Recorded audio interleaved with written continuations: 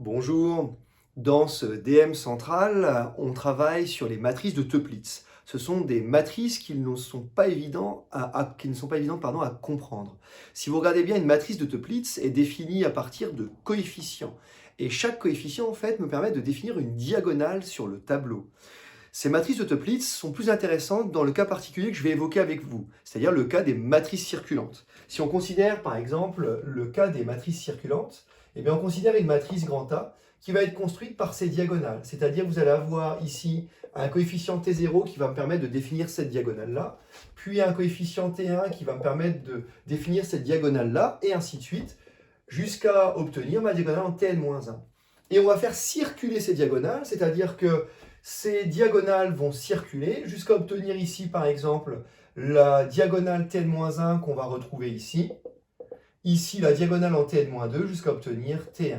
Alors, c'est pas évident de voir, mais il faut se dire, là où les diagonales circulent, c'est que cette diagonale T1, si je la décale vers le haut, on va récupérer, après n étapes ici, cette diagonale-là en T1 et ainsi de suite. C'est-à-dire que les matrices circulantes sont définies à partir simplement de n coefficients T0 jusqu'à Tn-1, et on peut donc les lire diagonale par diagonale. Une autre façon de comprendre ces matrices circulantes, il faut se dire que ce n-uplet-là a été perturbé de la manière suivante, c'est-à-dire que sur la première ligne, j'ai T0, T1 jusqu'à Tn-1, et sur la deuxième ligne, on a commencé à amorcer un cycle avec T0 qui se décale, T1, Tn-1, Tn-2, pardon, et je reviens en Tn-1, et ainsi de suite. Donc deux façons de voir la circulation, soit des coefficients, soit des diagonales.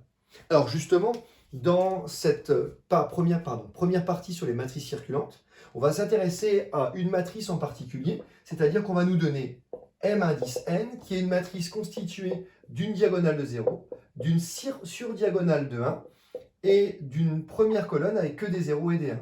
Autrement dit, j'ai ma diagonale ici constituée de 1, mais également ma surdiagonale constituée de 1. Exactement comme ce cas-là avec T1 est égal à 1. On nous demande dans une question 14 de calculer les puissances itérées de Mn. Alors c'est pas évident à faire, mais si vous vous imposez le calcul des premières puissances de Mn, eh bien on remarque que lorsque vous travaillez pour tout cas appartenant à 1 n-1, à chaque itération ou à chaque puissance de Mn, si je regarde Mn puissance k, vous allez simplement faire circuler ces diagonales-là. Je m'explique. Si je calcule par exemple Mn au carré, si vous posez le calcul soit en petite dimension, vous prenez n égale 3 pour vous en rendre compte, soit en faisant, vous bourrinez le calcul de la matrice en taille n, eh bien on s'aperçoit que cette diagonale-là, pour k égale 2, Mn au carré, va monter d'un cran. Cette diagonale-là va encore monter d'un cran. Autrement dit, la diagonale de 1 va apparaître ici sur la deuxième diagonale, et la diagonale ici va apparaître sur la deuxième diagonale après cette diagonale. Je m'explique, c'est-à-dire que Mn puissance k, eh bien on peut la voir comme ici ma diagonale de 0, une diagonale de 1 ici située en position k depuis la diagonale centrale, et puis une diagonale de 1 ici, également située en position k depuis le coin en bas à gauche. C'est-à-dire qu'au fur et à mesure, les diagonales vont circuler, et en particulier, on peut évoquer le cas k égale n-1 jusqu'à obtenir ici, donc jusqu'à obtenir par exemple Mn puissance n-1 qui va être constitué de ma diagonale de 0, une sous-diagonale de 1, et puis le coefficient, ici ces diagonales vont donc se déplacer jusqu'à obtenir un coefficient 1 simplement en haut à droite. Donc ici je vais avoir des diagonales de 0. Ça veut dire que si j'itère une fois de plus le calcul, faites-le, je vous y invite, au moins, prenez 2 ou 3 minutes pour le faire, et bien jusqu'à obtenir Mn puissance n-1 qui est égal à ça. Alors on s'aperçoit que c'est rien d'autre que la transposée de Mn, mais également Mn puissance n qui n'est rien d'autre que l'identité. Ça veut dire quoi? Eh bien dans cette question, on me demande alors d'exhiber les puissances itérées de m puissance n, puis de montrer que Mn est inversible et d'exhiber un polynôme annulateur. Eh bien, en particulier, cette dernière relation polynomiale, en particulier, on peut alors réécrire que Mn fois Mn puissance n-1 est égal à l'identité.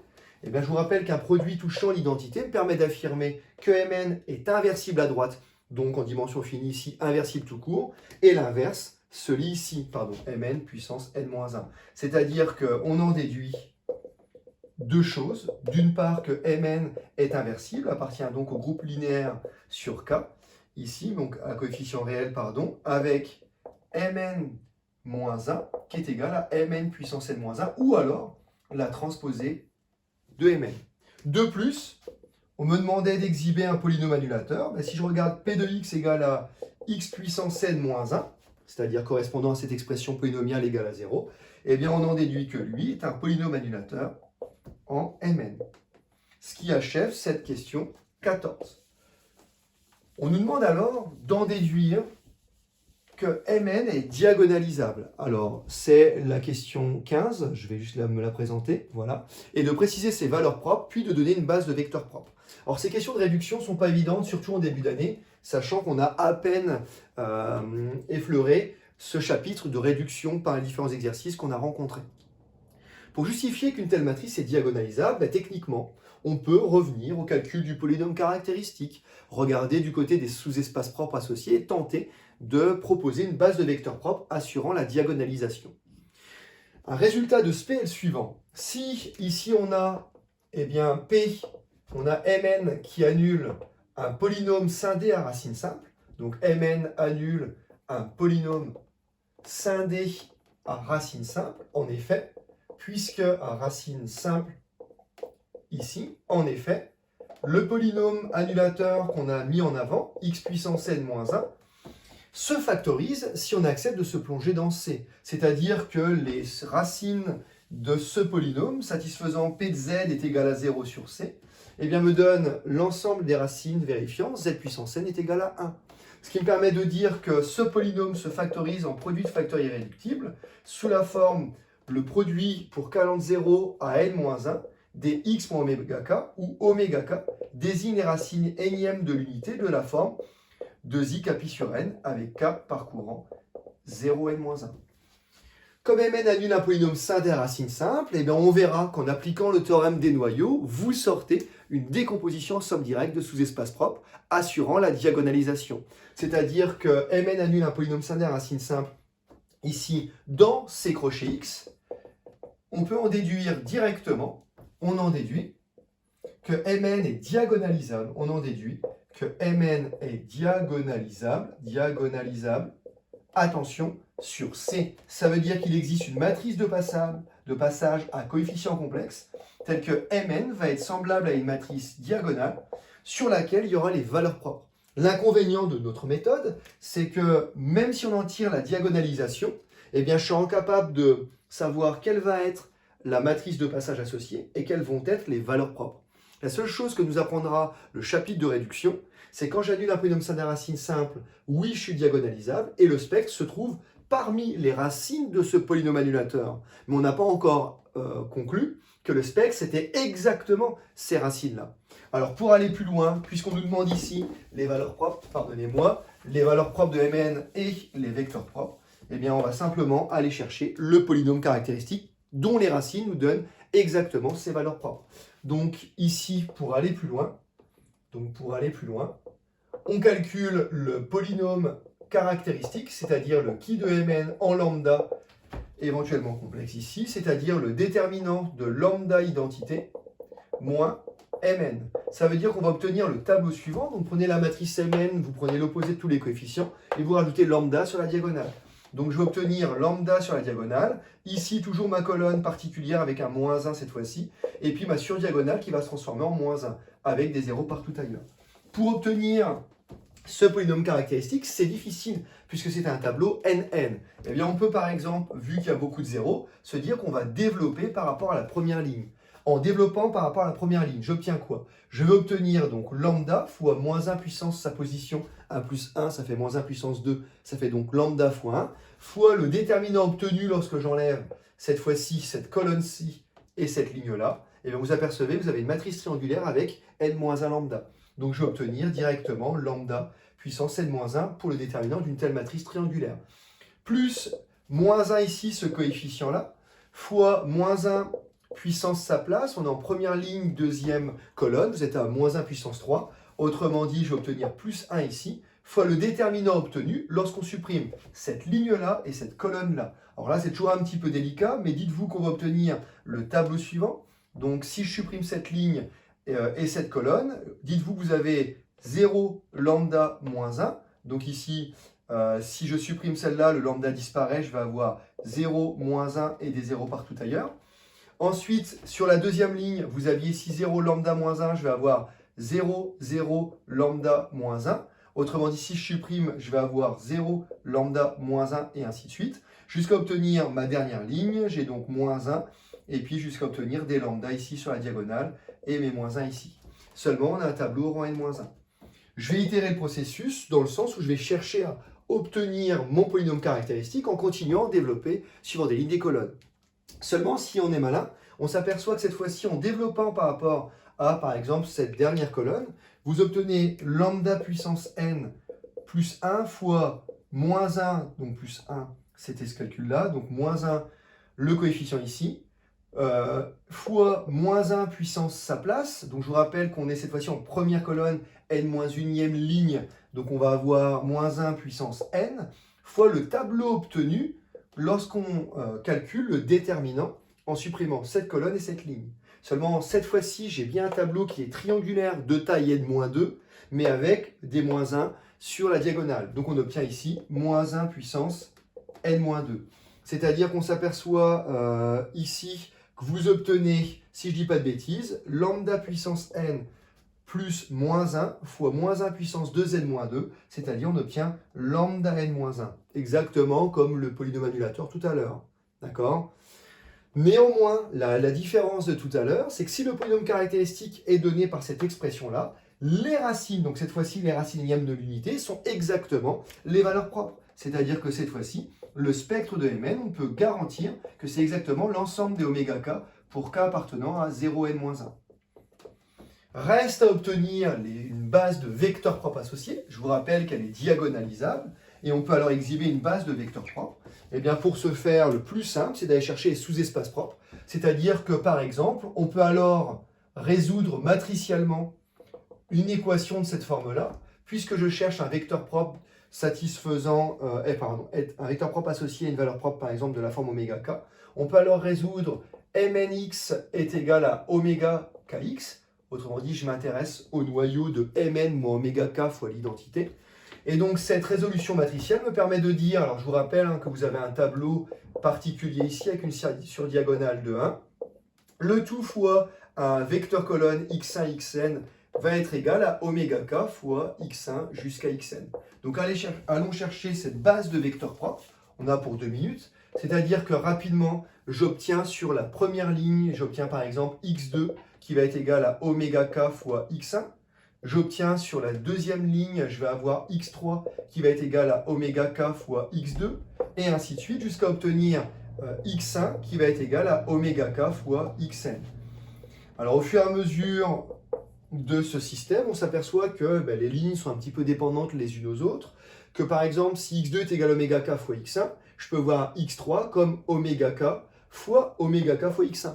Autrement dit, je peux en déduire par exemple que x2 c'est oméga k fois x1, x3 c'est oméga carré fois x1, et jusqu'à la ligne peut-être précédente ici, xn-1, cette ligne-là qui va me donner oméga k ici fois xn-2, c'est-à-dire qu'en itérant le processus, vous allez avoir à chaque fois une puissance d'oméga k par rapport à x1, mais cette dernière ligne me permet de dire que x1 lui-même est engendré par xn. Donc si je recommence, je peux voir donc x2, vous allez comprendre le principe, comme oméga carré fois xn. Du coup, x3 qui était oméga carré fois x1, on peut le voir comme x3 égale oméga k au cube fois xn, jusqu'à obtenir x1 qui est égal à oméga k puissance 1 fois xn, c'est-à-dire que le vecteur propre, ici, intéressant, associé à la valeur propre oméga k, est par exemple de la forme suivante, c'est-à-dire que grand X peut être vu comme le vecteur colonne constitué donc de oméga k carré jusqu'à oméga k ici, puissance n-1, le tout fois xn. Seulement, il s'agit d'un vecteur propre paramétré par la valeur de xn. C'est-à-dire que le sous-espace propre, c'est-à-dire, si on reprend des notations matricielles, que ker de mn moins oméga k fois l'identité est vu comme la droite vectorielle engendrée par des vecteurs colonnes de ce type-là, mais si on factorise par le paramètre xn, vous allez avoir, par exemple, le vecteur colonne oméga k, oméga carré jusqu'à oméga k puissance ici n. J'ai fait une petite bêtise sur les notations, puisqu'on avait ici oméga k n-1 ici xn, et puis jusqu'à oméga n, pardon, xn. Je dis pas de bêtises. Et donc, ce qui me permet d'arriver à quoi? D'arriver ici à des puissances itérées de oméga k, c'est-à-dire que finalement, en refactorisant par oméga k, ce même vecteur colonne est proportionnel à 1 oméga k jusqu'à oméga k puissance n-1. C'est-à-dire que je récupère ici l'ensemble des racines énièmes de l'unité qui vont constituer un vecteur colonne, engendrant à chaque fois, par exemple, la droite vectorielle associée au sous-espace propre, associée à leur propre oméga k. Pardonnez-moi, j'ai un peu bafouillé. Donc voilà finalement, en notant xk par exemple, ce vecteur propre particulier, eh bien on peut affirmer que les vecteurs x0, x1 jusqu'à xn-1 vont constituer une base de vecteurs propres. Est une base de vecteurs propres. Donc moralité, comme Mn a du polynôme simple à racine simple, elle est diagonalisable. La recherche de caractéristique nous permet d'identifier exactement le spectre et les valeurs propres. Reste alors à résoudre une équation de la forme Mnx égale lambda x pour récupérer le sous-espace propre associé. Ici, ce n'est rien d'autre que des droites vectorielles engendrées par des vecteurs colonnes de cette forme-là qui vont constituer naturellement une base de vecteurs propres. Ceci achève la partie réduction des matrices circulantes. Seulement, on nous demande d'aller plus loin. Et bien, en posant alors, c'est la question 16, phi n, une matrice, donc posons alors phi n, une matrice de la forme suivante. On nous dit, ben voilà, vous allez prendre les différentes puissances de EI de pi sur n. Ça veut dire que tout simplement, vous allez prendre les racines énièmes de l'unité. Et donc, on obtient, par exemple, sur la première colonne, on obtient 1 ici. Sur la deuxième colonne, donc là, on avait x0. Sur la deuxième colonne, je vais avoir 1 oméga 1 jusqu'à oméga 1 puissance n-1, et ainsi de suite, jusqu'à ici 1 oméga n-1, oméga n-1, puissance n-1. Autrement dit, je récupère la matrice constituée de ma base de vecteurs propres. Il s'agit donc d'une matrice de passage, puisqu'on exprime la nouvelle base en fonction de la base canonique de Mn1k, l'ensemble des vecteurs colonnes. Autrement dit, L, c'est une matrice de passage.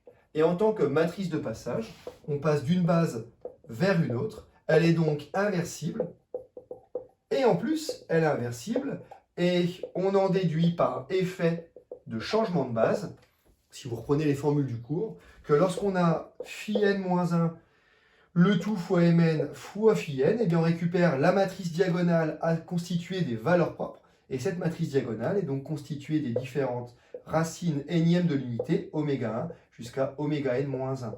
Autrement dit, Mn est bien diagonalisable, et la matrice diagonale qui lui est semblable est constituée des différentes racines de l'unité, les EI de k pi sur n, pour k parcourant les entiers 0 jusqu'à n-1. Ceci achève les questions 14, 15 et 16. Pour travailler sur M indice n, on nous demande d'aller plus loin et de revenir au cas général d'une matrice circulante. C'est-à-dire dans la question Q17, si on note ici A une matrice circulante, donc si on note A une matrice circulante, alors A est défini à partir d'un tableau constitué de coefficients T0, T-1 qu'on fait circuler, soit sur les lignes, soit sur les diagonales. C'est-à-dire que ces matrices-là, on nous demande de montrer qu'elles sont toutes vues comme une expression polynomiale en Mn. C'est-à-dire que les matrices M indice n qu'on a étudiées vont nous permettre de décrire les matrices de cette forme-là. Alors en effet, comme on a travaillé sur Mn, on a constaté qu'en itérant ici les puissances de Mn, on faisait circuler les diagonales. C'est-à-dire que je peux par exemple dire que cette matrice-là est vue comme T0 fois l'identité, plus T1, je vous rappelle que le T1 étant ici, fois M indice N, plus T2 fois quoi? Eh bien, le T2 apparaît sur cette deuxième diagonale en partant du centre, mais avec aussi T2 ici, c'est-à-dire T2 fois Mn au carré, ainsi de suite, jusqu'à Tn moins 1, le tout fois Mn, puissance N moins 1. Ce qui me permet d'affirmer qu'en posant ainsi avec, par exemple, P de x qui est égal à la somme des Tk x puissance k pour k allant de 0 à n-1, eh bien on a naturellement A qui peut être vu comme l'expression polynomiale en Mn. Voilà pour cette question 17. Reste encore deux questions, et je pense qu'on va les traiter en 3 minutes à peine. Si on regarde la question Q18, on nous demande alors réciproquement, si vous prenez un polynôme quelconque, cette fois-ci de C crochet X, est-ce que P de Mn est aussi une matrice circulante? Alors c'est pas simple, mais l'idée est la suivante. Si je prends P appartenant à C crochet X, eh bien on rappelle que par théorème de la division euclidienne sur C crochet X, je vais pouvoir toujours relier ce polynôme P à un polynôme P en particulier. Eh bien, le polynôme en particulier qu'on va utiliser, c'est le polynôme annulateur qui avait été défini plus tôt, qui n'est rien d'autre que le polynôme caractéristique. C'est-à-dire qu'on a par division euclidienne qu'il existe un unique couple QR appartenant à C crochet X carré, tel que mon polynôme P va pouvoir être vu comme qui de Mn, le polynôme caractéristique, fois Q, plus un reste, avec une condition sur le reste, il est strictement plus petit que le degré de mon polynôme caractéristique, n. Ça veut dire quoi? Ça veut dire que finalement ici, c'est-à-dire que si j'évalue mon polynôme P quelconque en Mn, je vais obtenir ici le qui Mn de Mn fois Q de Mn plus le reste évalué en Mn. Ça veut dire que vous allez obtenir ici, d'après Keller et Hamilton, la matrice nulle ici, et donc P de M va être égal à 0 plus le reste évalué en Mn, mais le reste n'est rien d'autre qu'une combinaison linéaire en les puissances itérées de Mn, Mn puissance 0, Mn puissance 1 jusqu'à Mn puissance n-1, c'est-à-dire qu'on va récupérer que Pn est exactement de la forme suivante, la somme, je ne sais pas, des T'k, Mn puissance k pour k allant de 0 à n-1. Eh bien, si on fait l'opération inverse, ça va me donner un tableau qui n'est rien d'autre qu'une matrice circulante. Autrement dit, toute expression polynomiale en Mn est encore une matrice circulante.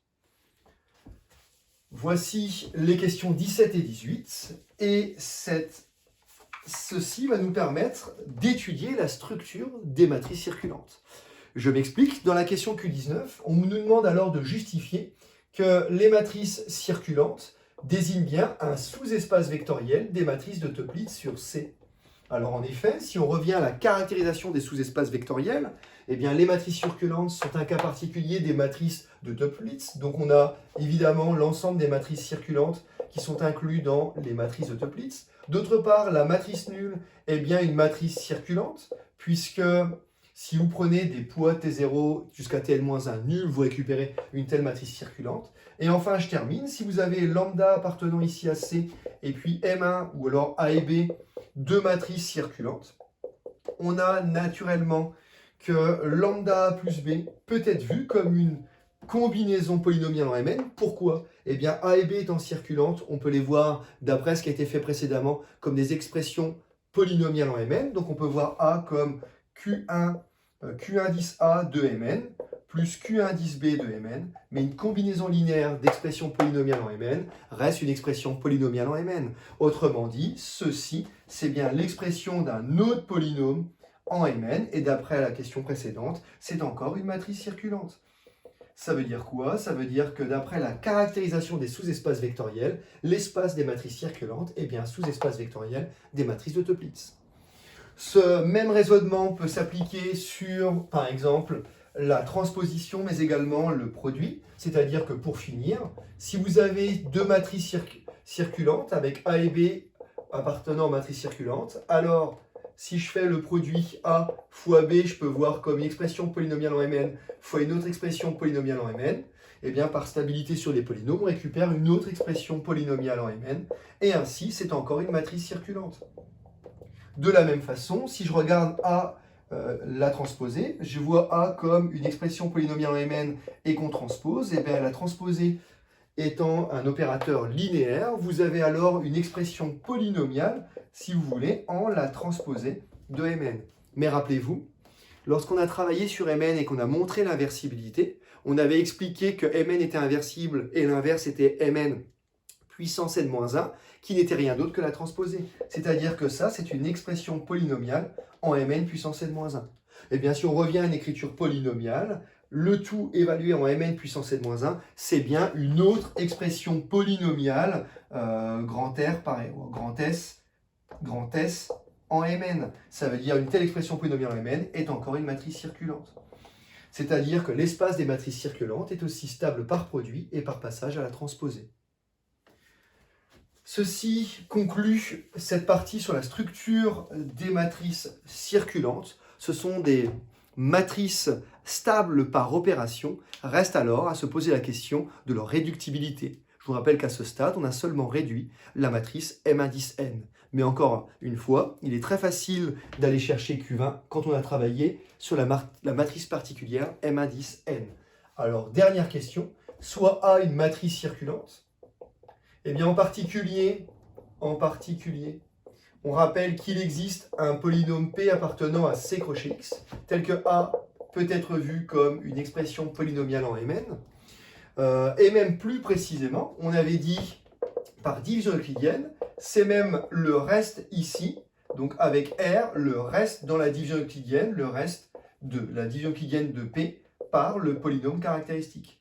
Pourquoi je vous fais ça? C'est-à-dire qu'à ce stade, on peut donc voir la matrice grand A comme une expression polynomiale de la forme somme de k égale 0 à n-1 des AK fois Mn puissance k. Or, d'après les questions 15 et 16, Mn peut être vu comme semblable grâce à la matrice de passage phi n à une matrice diagonale, c'est-à-dire qu'on peut voir Mn comme ici phi n d phi n-1. Eh bien, par récurrence immédiate, les itérés de Mn sont semblables aux itérés de D, exercice classique, c'est-à-dire qu'on récupère ici la somme de k égale 0 à n-1 des AK phi n d puissance k phi n-1. Eh bien, en factorisant de part et d'autre par phi n et phi n-1, vous allez montrer que A est semblable à une matrice diagonale par opération sur les matrices diagonales. C'est-à-dire que c'est de la forme phi n fois un tableau somme de k égale 0 à n des AK fois l'expression du coefficient de la matrice diagonale en haut, c'était 1 puissance k, jusqu'à obtenir la somme de k égale 0 à n fois le coefficient en bas à droite. Donc je vous rappelle qu'on avait vu les AK oméga n-1, le tout puissance k, le tout fois phi n-1, par simple opération sur les matrices diagonales. Ça veut dire quoi? Ça veut dire que la matrice A circulante peut être vue comme semblable à une matrice de la forme suivante, diagonale, dont les coefficients, ce n'est rien d'autre que P de 1 jusqu'à P de oméga n-1 fois phi n-1 avec phi n qui désigne la même matrice de passage de Mn. Je m'explique. Ça veut dire qu'on en déduit qu'une telle matrice circulante grand A va être encore diagonalisable puisqu'elle est semblable à une matrice diagonale. De plus, le spectre, c'est-à-dire les valeurs propres qui apparaissent, se lisent sur la diagonale, ce sont rien d'autre que les expressions polynomiales en 1. Alors je m'excuse, c'était P de 1 jusqu'à Pn-1, mais normalement j'aurais dû mettre, puisque j'avais simplement décrit le reste, j'aurais dû écrire R de 1 jusqu'à R en oméga n-1. Mais rappelez-vous, comme ce sont aussi les racines du polynôme caractéristique, si je reviens à l'expression de la division euclidienne P égale le polynôme caractéristique fois Q plus R, en évaluant aux valeurs propres, vous avez bien R de 1 qui coïncide en P de 1, R de oméga k qui coïncide plus généralement avec P de oméga k. Donc techniquement parlant, c'est d'abord R de 1, R de oméga n-1, mais on peut alors réécrire que c'est aussi P de 1 jusqu'à P de oméga n-1. Ce qui me permet d'affirmer que la matrice circulante est toujours diagonalisable, de spectre les P de oméga k associés, donc les valeurs propres sont celles-ci, et une base de vecteurs propres est donnée par la même base de vecteurs propres, les x0 jusqu'à xn-1, puisqu'on a la même formule de changement de base ici, avec les matrices de passage, ici phi n et phi n-1. Ce qui me permet de conclure par rapport à cette partie de DM morceau choisi, puisque les matrices circulantes, c'est un outil qui va revenir dans différents sujets.